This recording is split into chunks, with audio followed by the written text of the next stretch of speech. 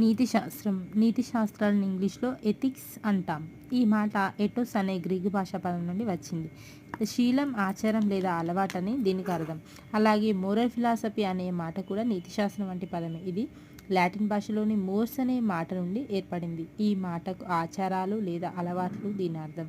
అందువల్ల నీతిశాస్త్రం అనే మాటను అలవాట్లు, ఆచారాల, సూత్రాల గురించి వాటికి ఆధారంగా ఉన్న మనుషుల ప్రవర్తన పరిశీలనగా చెప్పవచ్చు. సరి అయినది, సక్రమమైంది అనే అర్థాన్నిచ్చే రైట్ అనే మాట లాటిన్ భాషలోని రెక్టస్ అనే పదం నుండి ఏర్పడింది. సూటిగా ఉండడం లేదా నియమబద్ధంగా ఉండడం దీనికి అర్థం. దీనికి దగ్గరగా ఉన్న గ్రీక్ పదం సికాలోస్, దీనికి కూడా నియమబద్ధమైన అని అర్థం. ప్రవర్తన సక్రమంగా ఉంది అని అర్థం అని మనం అన్నామంటే ప్రధానంగా అది నియమబద్ధంగా ఉంది అని దానికి అర్థం. మంచి అనే ఆంగ్లంలోని గుడ్ అనే మాట జర్మన్కు భాషాపదమైన గట్తో సంబంధం ఉంది. అలాగే గ్రీకు